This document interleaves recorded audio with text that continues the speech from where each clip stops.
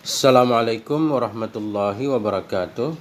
Bismillahirrahmanirrahim. Alhamdulillahirabbil alamin wa bihi nasta'in. Wassalatu wassalamu ala sayyidina wa nabiyyina Muhammadin wa ala ali baitihi at-tayyibin at-tahirin. Wa radhiyallahu ta'ala 'anil muhajirin wal ansar wa man tabi'ahum bi ihsanin ila yaumiddin. Amma ba'du. Allahumma 'allimna ma yanfa'una wanfa'na bima 'allamtana warzuqna ilman nafi'a. Amin ya rabbal alamin. Teman dan sahabat semuanya dimanapun berada, semoga semuanya senantiasa dalam lindungan Allah, dalam keadaan sehat walafiat. Ini berhubung sudah mendekati bulan puasa, maka kita perlu menyiapkan beberapa bekal. Di antara lain kita mengkaji tentang yang berkaitan dengan puasa. Ini kitab Ihya Ulumuddin, kalau versi cetakan Darul Minhaj ini jilid 2, tentang rahasia-rahasia puasa. Ini 10 bulan yang lalu sudah pernah saya bacakan, cuma ini lanjutannya. Jadi teman-teman kalau yang pengen menyimaknya, menyimak lewat playlist, insya Allah akan mudah dan sambung menyambung. Qalal musannifu rahimahullah wa nafa'ana bi'ulumihi amin ya rabbal alamin. Jadi sebelumnya beliau membahas tentang puasa itu puasa khawasul khawas, puasa orang soleh. Selain tidak makan, tidak minum, tidak hubungan suami istri di siang hari, juga menjaga anggota badannya dari maksiat. Menjaga matanya, tangannya, kakinya, perutnya, dan semuanya. Itu baru puasanya sempurna dan diterima oleh Allah. Pertanyaannya begini. Fa'in kulta, maka jika engkau bertanya, kata Imam Ghazali, faman yaqtasara ala kafi syahwatil batni wal faraji wa tarki hadhil ma'ani faqad qala al fuqaha shaumuhu sahihun. Maka jika Anda berkata, maka siapapun yang membatasi ia di atas menahan syahwat furun dan kemaluan, wa tarki dan meninggalkan ini makna-makna, faqad qala al fuqaha, maka sungguh berkatalah para fuqaha, shaumuhu sahihun, puasanya orang itu sahih. Artinya tadi sebelumnya Imam Ghazali terlalu ketat syaratnya. Di samping menjaga syahwat perut, syahwat kemaluan, juga harus menjaga anggota badan. Kita protes orang-orang yang hanya puasa menahan syahwat perut, artinya nggak makan, nggak minum, wal farji, nggak ada hubungan suami istri, wa tarki hadhil ma'ani, dia tidak menjaga makna ini. Artinya tangannya bebas, matanya melihat apa yang dia suka dan seterusnya. Bukankah para fuqaha, ulama fiqh menyatakan puasanya sah? Kalau memang puasanya sah, kenapa syaratnya terlalu ketat di sini? Fama maknahu, maka bermula apa itu maknanya? Maknanya maksudnya rahasia ucapan para fuqaha bahwa puasa orang-orang yang tidak makan, tidak minum, tidak hubungan suami istri sudah dianggap sah, apa rahasianya? Sementara di sini syaratnya agak ketat. Fa'lam, maka ketahui olehmu, anna fuqaha ad-dhahiri yusbituna syurut ad-dhahiri bi adillatin hi ad'afu min hadhihi al-adillati allati awradnaha fi hadhihi syurutil batinah. Ketahui olehmu bahwa sungguh fuqaha zahir itu mereka menetapkan akan syarat-syarat zahir dengan dalil yang bermula dianya dalil itu lebih lemah daripada ini dalil allati awradnaha, yang kami bawakan akannya dalil dalam ini syarat-syarat yang batin. La siyamal ghibatu amsaluha, lebih-lebih tentang menggosip, wa amsaluha, dan seumpamanya menggosip, menghibah. Jadi kata beliau begini, kamu perlu tahu ahli fikih itu dalam menetapkan syarat zahir untuk puasa. Artinya ulama fikih ketika menyatakan puasa dengan tidak makan dan tidak minum saja sudah sah, itu dalilnya juga lemah. Bahkan lebih lemah dari dalil yang beliau bawakan yang berkenaan dengan pentingnya syarat batin dalam puasa.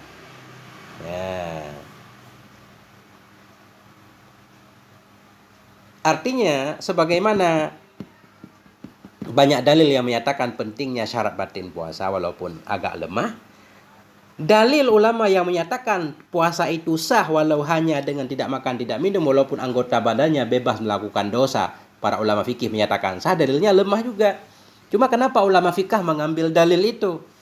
Walakin laisa ila fuqaha'id dhahir minat taklifat illa ma tayassara. illa ma yatayassaru ala umumil ghafilin al-muqbilina ala dunya ad-dukhulu tahtahu. Ad-dukhulu fa'il yatayassara. Tetapi tidak ada jalan, tidak ada cara kepada fikah, kepada ulama fikah yang zahir daripada taklif kecuali yang mudah kepada umum orang yang lalai, umum manusia yang menghadap kepada dunia, kecuali yang mudahlah oleh masuk tahtahu di bawahnya Jadi ini maksudnya begini, tidak ada cara lain kepada ahli fikih secara zahir melainkan hanya mengambil hal-hal yang mudah yang bisa diamalkan oleh semua manusia, di mana manusia itu sibuk dengan dunia. Hanya memfatwakan yang paling mudah untuk bisa diamalkan oleh seluruh orang. Kalau seandainya ulama fikih berfatwa puasa tidak sah, kalau cuma nggak makan nggak minum sementara tangan mata segala macam nggak dijaga, nggak bakal ada yang puasa. Artinya fatwa zahir itu, fatwa fikih itu fatwa yang paling minimal.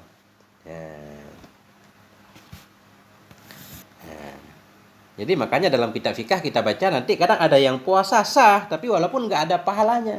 Sementara ahlul hakikah, mereka maksud dari sah itu bukan sekedar lepas dari kewajiban.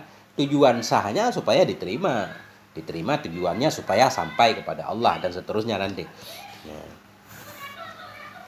Fa amma ulama'ul akhirah faya'nuna bis-sihhatil qabula. Adapun bermula ulama-ulama akhirat itu maka faya'nun, mereka bermaksud dengan sah puasa tadi al-qabul. Jadi maksud mereka sah puasa yaitu maksudnya puasanya diterima, bukan sekedar sah hanya terlepas kewajiban. Wabil qabuli wusula ilal maqsud. Kabul. Adapun ulama-ulama akhirat mereka bermaksud dengan sah akan diterima. Mereka bermaksud dengan diterima akan sampai kepada tujuan. Jadi tujuannya yang penting puasanya bisa membawanya ke tujuan, mendekatkannya kepada Allah. Ya, itu tujuannya, bukan hanya lepas dari kewajiban tanpa pahala.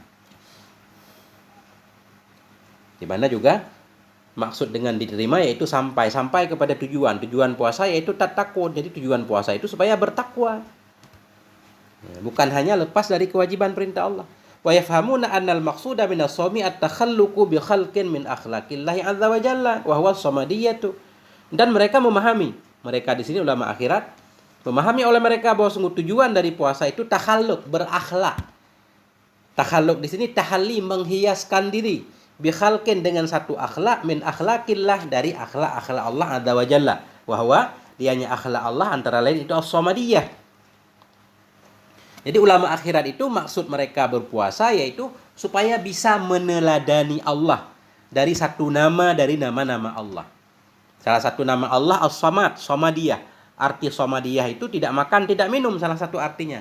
Tidak punya rongga, tidak butuh kepada makan dan minum. Nah, jadi kita dengan cara berpuasa itu ya tidak makan, tidak minum dan tidak maksiat. Jadi tujuannya meneladani Allah dalam sifat-sifatnya.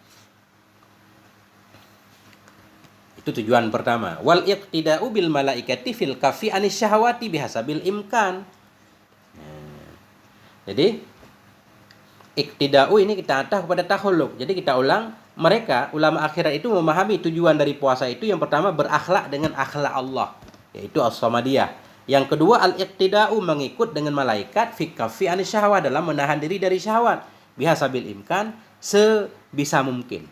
Artinya tujuan puasa itu kita meneladani malaikat. Di mana malaikat itu kan nggak ada syahwatnya. Manusia ada syahwatnya. Tapi kita berusaha bagaimana mengekang atau mengarahkan syahwat itu kepada arah yang benar. Walaupun tidak dianjurkan untuk menghilangkan syahwat sama sekali. Untuk menghilangkan semuanya maksudnya. Jadi tujuan puasa menurut ulama akhirat, pertama meneladani Allah dalam nama-namanya. Kemudian iqtida, mengikuti malaikat dengan cara menghindarkan diri dari syahwat sebisa mungkin. Fa innahum munazzahuna 'anis syahwah. Karena sungguhnya mereka malaikat itu mereka bersih dari syahwat. Wal insanu rutbatuhu fawqa rutbatil bahaim liqudratihi binuril aqli ala kasri syahwatih. Dan bermula manusia itu rutbatuhu, bermula tingkatannya manusia itu di atas tingkatan hewan. Manusia itu tingkatannya tentunya di atas hewan. Kenapa? Liqudratihi, karena mampunya manusia binu dan akli dengan cahaya akal yang diberikan oleh Allah ala kasri syahwatih, untuk mengendalikan syahwatnya. Manusia punya syahwat, hewan punya syahwat. Cuma hewan nggak diberikan akal, manusia diberikan akal untuk bisa mengatur syahwatnya. Berarti manusia tingkatannya di atas hewan. Waduna rutbatil malaika, dan di bawah tingkatan malaikat. Manusia di bawah tingkatan malaikat. Kenapa? Listilah isyahwati alaihi, karena dikuasai syahwat di atasnya insan. Karena kita diberi syahwat, malaikat nggak ada syahwatnya. Di satu sisi kita punya akal, di sisi yang lain kita punya syahwat. Makanya tingkatan kita di bawah malaikat, di atas hewan. Tuh. Wa kaunihi mubtalan bimujahadati, dan karena keadaannya si insan itu mubtala, diuji dengan memujahadahnya syahwat. Malaikat bebas, nggak diberikan syahwat. Kita diberikan syahwat. Kita dikuasai oleh syahwat. Kemudian kita diuji oleh Allah untuk bagaimana cara berjuang, melawan, untuk menghindarkan dari pengaruh syahwat yang buruk. Di sisi inilah kita di bawah tingkatan malaikat. Fakullama inhamaka fi syahwati in hatta ila asfalis safilin. Maka setiap kali jatuh ia dalam syahwat, niscaya jatuh ia ila asfalis safilin, kepada yang paling rendah dari yang rendah. Kalau ulang lagi, kita ini di atas hewan, di bawah malaikat. Kalau kita tenggelam dalam syahwat, maka derajat kita akan menurun di bawah hewan. Itu maksudnya fakullama inhamaka. Setiap kali terjatuh ia fi syahwah, dalam syahwat, tenggelam ia dalam syahwat, in hatta, runtuh ia, jatuh ia ila asfali safilin, kepada yang bawah daripada yang bawah. Jadi di bawah tingkatan hewan. Wal tahaqqa bi ghumaril bahaim, dan tergabung ia dengan golongannya para hewan. Jadilah kita hewan. Kelihatan manusia tapi hewan. Wa kullama qama asy-syahawat irtafa'a ila a'la'ilin, dan setiap kali mengalahkan ia akan syahwat, manakala kita bisa mengatur syahwat kita, irtafa'a, naik ianya si insan ila a'la'ilin, kepada yang paling tinggi dari yang tinggi. Kita jadi mendekati malaikat. Wal tahakka bi ufqil malaikah, dan tergabung ia dengan golongan malaikat. Wal malaikatu muqarrabuna minallahi azza wa jalla, dan bermula malaikat itu mereka dekat dengan Allah. Walladzi yaqtadi bihim wa yatashabbahu bi akhlaqihim yaqrabu minallahi azza wa jalla ka qurbihim. Dan bermula orang-orang yang mengikuti ia dengan mereka malaikat, wa yatashabbahu, menyerupai ia dengan akhlak mereka malaikat, itu yaqrabu, dekat pula dari Allah azza wa jalla ka qurbihim, seperti dekat mereka.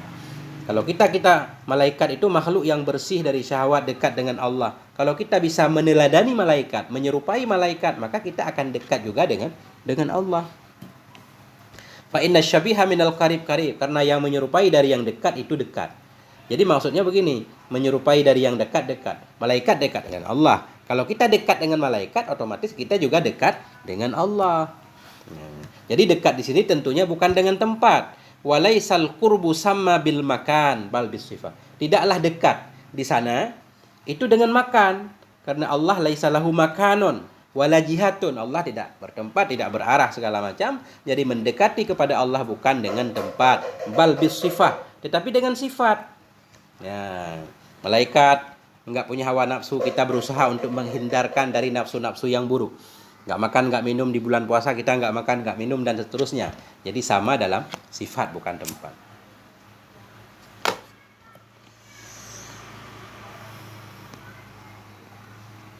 Wa idza kana hadza siru shaumi 'inda arbabil albabi wa ashabil qulub, fa ayu jadwa li ta'khiri aqlatin wa jam'i aqlataini 'inda al-'isha ma'al inhimaki fi syahawatil ukhar tulan nahar. Bila adalah ini itu rahasia puasa. Ini tadi, bila ini tujuan puasa, supaya puasa diterima oleh Allah, diterima kemudian sampai kepada tujuan, kemudian kita pengen berakhlak dengan akhlak Allah, pengen menyerupai malaikat supaya dekat dengan Allah itu. Bila adalah ini itu rahasia puasa menurut arbabil albab. Arbabil albab, orang-orang yang berakal, ulama yang mengenal Allah, wa ashabil qulub, ulama yang ma'rifah maksudnya.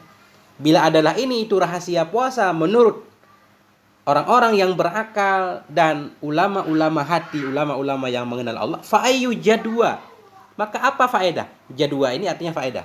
Maka apa faedah li ta'khiri aklatin, untuk menunda satu makan di siang hari, wa jam'i aklata, ini mengumpulkan dua makan indal asya, di waktu malam.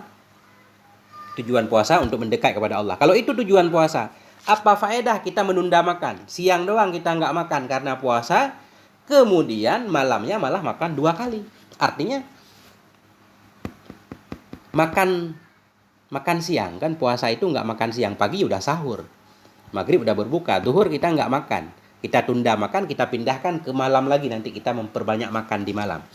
Itu namanya memindahkan jadwal makan, bukan puasa. Nggak ada faedah, kata beliau. Apa faedah untuk menunda satu makan dan mengumpulkan 2 makan di waktu malam? Ma'al inhimak, bersama tenggelam dalam syahwat yang lain, tulan nahar, sepanjang hari. Jadi puasa kita nggak makan doang, sementara tangan kita nggak jaga, mulut kita nggak jaga, mata nggak jaga, hati nggak jaga, dan seterusnya. Cuma menunda makan duhur, makan siang. Nggak ada faedahnya. Walau kana limislihi jadwa fa ayyu ma'na liqaulihi sallallahu alaihi wasallam kam min shaimin laisa lahu min shaum ilal ju' wal atash. Jikalau adalah bagi seperti ini, jikalau adalah bagi misalnya ini puasa itu faedah, andaikan puasa nggak makan doang ada faedahnya, fa ayyu makna, maka apa arti dari ucapan Nabi sallallahu alaihi wasallam? Nabi pernah bersabda, kam min shaimin, berapa banyak dari orang yang puasa, laisa lahu min saumi, yang tidak ada baginya dari puasanya kecuali haus dan lapar. Kenapa juga Nabi bersabda, banyak orang yang puasa tidak dapat apa-apa, cuma dapat lapar dan dahaga. Ini menunjukkan bahwa puasa itu bukan hanya tidak makan dan tidak minum. Ada makna lebih, yaitu menjaga segala anggota badan tadi dan batinnya dari yang dilarang oleh Allah. Walihadza qala Abu Darda, karena ini berkatalah oleh Abu Darda. Apa kata Abu Darda? Ya habadza naumul aqyasi wa fitruhum. Wahai, beruntunglah oleh tidur orang-orang yang cerdas dan oleh berbuka mereka.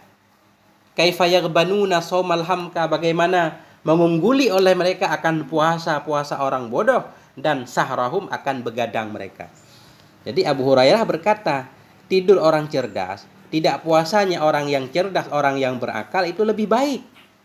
Mereka bisa mengungguli puasanya orang yang bodoh dan begadangnya orang-orang yang bodoh. Kenapa? Wala zurratun min zawi yaqinin wa taqwa. Wala zurrah, sungguh satu biji yang kecil, satu biji sawi kebaikan, min zawi yakin, dari orang-orang yang memiliki keyakinan dan takwa, afdalu, itu lebih utama, wa arjahu, lebih kuat timbangannya, min amsalil jibal, daripada seumpama bukit-bukit, ibadatan, nisbah ibadah dari orang yang tertipu. Jadi maksudnya, sedikit amalan dari orang yang yakin kepada Allah, orang yang takwa, orang yang memiliki ilmu, lebih utama dan lebih kuat nilainya daripada sebesar bukit ibadahnya orang yang mughtarin, tertipu. Tertipu di sini maksudnya orang yang hanya ibadah zahirnya saja, yang hanya untuk lolos atau selesai dari kewajiban. Waliza qala ba'dul ulama, karena itu berkatalah oleh sebahagian para ulama. Ini kata para ulama, bukan kata Nabi. Kam min shaimin muftirun, berapa banyak dari orang yang puasa itu yang berbuka. Banyak orang yang puasa sebenarnya tidak puasa. Wa kam min muftirin shaimun, dan berapa banyak dari orang yang berbuka yang tidak puasa, shaimun itu puasa. Ada orang yang kelihatannya puasa tapi tidak puasa, ada orang yang tidak puasa tapi kayak puasa. Apa maksudnya? Wal muftirus shaimu huwallazi yahfadhu jawarihahu 'anil athami wa ya'kulu wa yashrabu. Bermula orang yang berbuka tapi berpuasa, al muftirus shaim, orang yang berbuka dan dia dianggap berpuasa. Huwa, dianya itu orang-orang yang menjaga ia akan anggota badannya dari dosa, badannya enggak berbuat dosa. Wa ya'kulu wa yashrabu, dan makan dan minum. Ya.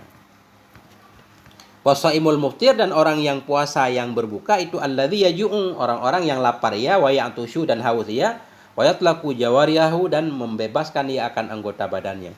Cuma enggak makan, enggak minum doang, anggota badannya penuh maksiat. Itu maknanya puasa tapi tidak puasa. Karena hakikat puasa supaya kita takwa, la'allakum tattaqun. Wa man fahima makna shaumi wa sirrahu alima anna misla man kaffa anil akli wal jima'i wa aftara bi mukhalatatil asami kaman masha ala adwin min a'dha'ihi fil wudu salasa marratin faqad wafaqa fi dhahiril adat. Barang siapa yang memahami ia akan makna puasa dan rahasianya puasa, alima, niscaya tahu ia Bahwa sungguh perumpamaan orang-orang yang menahan diri ia dari makan dan jima, dan berbuka ia bimukhalatatil asam, berbuka ia dengan terjatuh ke dalam dosa-dosa, kaman masaha, itu seperti orang yang menyapu ia di atas satu anggota di anggota-anggotanya dalam wudu. Berapa dia menyapu? Salah samaratin 3 kali. Maksudnya begini, orang yang paham makna puasa, rahasia puasa tadi, supaya puasanya diterima oleh Allah, dia akan tahu orang yang menahan diri dari makan dan jima, dia nggak makan, nggak minum, nggak hubungan suami istri. Waftara, dia berbuka dengan melakukan dosa. Anggota badannya berdosa, mulutnya nggak dijaga segala macam. Dia nggak makan, nggak minum doang. Itu persis kaman masa. Seperti orang yang menyapu ia di atas satu anggota di anggota badannya dalam wudu. Dalam wudu itu ada anggota yang disapu, ada anggota yang dicuci. Ini dia diperintahkan untuk mencuci tangan atau mencuci muka 3 kali. Tapi dia tidak mencuci, hanya ngelap doang. Airnya tidak mengalir. Seperti orang yang menyapu ia di atas anggota dari anggotanya dalam wudu, salah samaratin 3 kali. Dia menyapu 3 kali, fakat wafaka. Maka sungguh telah muwafakat dia pada zahir akan bilangan. Secara zahir memang dia sudah menyapunya 3 kali. Illa annahu tarakal muhimma. Melainkan dianya orang itu telah meninggalkan ia akan yang penting. Bahwa dianya yang penting itu mencuci. Yang diperintahkan untuk dicuci, airnya mengalir. Tapi dia hanya mengelap doang. Secara zahir memang dia sudah wudu. Sebenarnya dia nggak wudu. Fasalatuhu mardudatun alaihi li jahlih. Maka bermula salatnya itu ditolak kepadanya karena kebodohannya. Salatnya tidak sah. Nah, begitu juga orang yang puasa tadi. Nah, nggak makan, nggak minum doang, secara zahir kan puasa. Sebenarnya dia nggak puasa karena tidak menjaga apa yang diperintahkan oleh Allah untuk dijaga. Wa mislu man aftara bil akli wa sama bi jawarihi anil makarih kama ghassala a'dha'ahu maratan. Dan bermula perumpamaan orang-orang yang berbuka ia dengan makan dan puasa ia dengan anggota badannya dari segala yang dibenci. Ini contoh orang yang memang dia makan. Ini tentunya bukan anjuran tidak berpuasa di bulan Ramadan, bukan, nggak boleh salah paham. Perumpamaan orang-orang yang buka ia dengan makan, dia makan. Cuma dia menjaga puasa ia dengan anggota badannya benar-benar dijaga dari maksiat. Kama nagasala itu seperti orang yang mencuci ia akan anggotanya maratan sekali. Itu kalau orang wudu umpamanya, anggota yang diperintahkan untuk dicuci dia tetap mencuci. Cuma dia mencuci sekali bukan 3 kali. Fasalatuhu mutaqabbalatun insyaallah. Maka bermula salatnya itu diterima insyaallah. Salatnya diterima, kenapa? Karena dia telah melakukan yang fardu walaupun yang sunnahnya ditinggalkan. Liihkamihil asla. Karena telah mengokohkannya dia akan asal. Karena perintah pokok yaitu mencuci sudah dia lakukan. Wa in tarakal fadla, sekalipun dia meninggalkan keutamaan, memang dia tidak melakukannya 3 kali. Wa mislu man jama'a bainahuma kama ghassala kulla 'adwin salasa marratin fajama'a bainal asli wal fadli wa huwal kamal. Dan bermula perumpamaan orang-orang yang mengumpulkan ia antara keduanya. Orang yang mengumpulkan antara keduanya, puasa, enggak makan, enggak minum, enggak jima, juga menjaga anggota badannya, hatinya, itu lengkap sudah kama ghassala. Seperti orang-orang yang mencuci ia setiap anggota 3 kali. Perintah untuk mencuci sekali, 3 kali, sekali wajib, sekali sunnah, dia melakukan semuanya. Fajama'a bainal asli wal fadli. Maka telah mengumpulkan ia antara asal dan keutamaan. Wahwal kamal. Itulah namanya kesempurnaan. Jadi yang dianjurkan berarti puasa kita memang harus maksimal. Wa qala sallallahu alaihi wasallam, Nabi bersabda, innamas shaumu amanah, hanya saja puasa itu amanah. Puasa amanah. Kalau amanah berarti harus dijaga dengan baik. Falyahfat ahadukum amanatah. Maka hendak menjaga oleh salah satu kamu akan amanahnya. Kita harus menjaga puasa dengan baik. Walamma tala qaulahu azza wa jalla, manakala membaca ianya Nabi. Siapa? Nabi apa? Ya, manakala membaca ianya Nabi akan firman-Nya Allah azza wa jalla, innallaha ya'murukum an tu'addul amanati ila ahliha. Sungguhnya Allah itu memerintahkan ya akan kamu bahwa engkau tunaikan akan amanah ila ahliha, kepada pemiliknya amanah. Walamma, manakala membaca ayat Nabi akan firman Allah ini, wada'a yadahu, meletakkan ya Nabi akan tangannya di atas kupingnya dan matanya. Faqala, maka berkata ya Nabi, as-sam'u amanah, kuping itu amanah, wal basharu amanah, mata penglihatan itu amanah. Nah, amanah. Walaula annahu min amanati shaumi lama qala. Jikalau tidaklah buah sungguhnya pendengaran tadi, penglihatan itu sebahagian dari amanah-amanah puasa, lama qala, sungguh tidak berkatalah oleh Nabi sallallahu alaihi wasallam, falyakul inni shaim, maka hendak berkata ia inni shaim, aku puasa. Nah, jadi ketika Allah menurunkan firman-Nya innallaha ya'murukum an tu'addul amanah, supaya engkau menunaikan amanah, Nabi meletakkan tangan di atas kuping dan matanya untuk menyatakan bahwa mata, anggota badan itu amanah. Pendengaran amanah, mata amanah. Jadi itu juga amanah, bahagian dari amanah-amanah puasa. Artinya ketika berpuasa pun kita harus menjaga mata dan pendengaran dan lainnya. Karena Nabi berkata ketika kita berpuasa, kita dicela orang, dicaci orang, kita dianjurkan untuk mengatakan inni shaim, aku berpuasa, artinya supaya kita menahan mulut kita untuk tidak membalas celaan orang tadi. Apa maknanya inni shaim? Oi, inni auda'tu lisani li ahfadah. Sungguhnya aku itu aku dititipkan akan lidahku li ahfadahu, supaya aku menjaga akannya lisan. Orang mencela kita, kita sedang puasa, kita menyatakan inni shaim, saya puasa, apa maksudnya? Aku dititipi lidah oleh Allah supaya aku menjaganya. Fakaifa utliquhu bijawabika, maka bagaimana bisa aku melepaskan akan lidah untuk menjawabmu? Gak mungkin aku menjawab celaanmu. Itu maksudnya inni shaim. Faizan, maka ketika itu kalau begitu penjelasannya, qad dhahara anna likulli ibadatin dhahiran wa batinah, sungguh telah nyatalah bahwa sungguh bagi setiap ibadah itu ada zahir dan batin. Ada puasa zahir, ada puasa batin, salat zahir, salat batin, zakat zahir, zakat batin, dan seterusnya. Wa kasyran wa lubba, bahwa sungguh bagi setiap ibadah itu ada kulit dan isinya. Ada kulit, ada isi.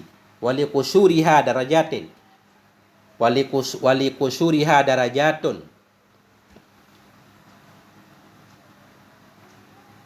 Darajatin wali kusuriha ini atah kepada ibadah likulli, bahwa sungguh bagi setiap kulit-kulitnya ibadah itu ada tingkatan. Ibadah tadi ada zahir, ada batin. Ada puasa zahir, puasa batin. Ada puasa kulit, ada puasa inti. Dan bahwa sungguh bagi kulit-kulitnya itu ada derajat. Kemudian puasa zahir pun bertingkat-tingkat. Walikulli darajatin tabakat, dan ketahuilah bahwa sungguh bagi setiap derajat itu ada tingkatan. Jadi derajat itu juga bertingkat-tingkat. Karena orangnya banyak, tentunya setiap orang itu punya tingkatan dan derajat yang berbeda. Fa ilaikal khiyaratul an, maka kepadamu, fa ilaikal khiyaratu al-an, maka kepadamu itu pilihan sekarang. Fi antakna'a minal bil qashri anil lubab, pada bahwa engkau menerima, engkau qanaah dengan kulit dari daging. Beliau menyerahkan pilihan kepada kita. Kita terserah Anda. Anda mau ambil kulitnya saja meninggalkan dagingnya, au tatahayyaza ila ghamari arbabil qulub, atau bahwa engkau mengambil tempat, tahayyaza, engkau mengambil tempat, engkau mengambil posisi ila ghamari, kepada kelompok ghamari jamaah, kepada jamaah arbabil albab, orang-orang yang berakal. Apakah kita mau puasa kita sempurna? Ngikutilah arbabul albab, ashabil qulub. Kalau tidak ya puasa seadanya. Pilihan ada di tangan kita. Itu lebih kurang berkenaan tentang rahasia-rahasia puasa. Sampai di sini moga ada manfaatnya. Mohon maaf atas segala kekurangan. Walhamdulillah wal afwa minkum. Wassalamualaikum warahmatullahi wabarakatuh.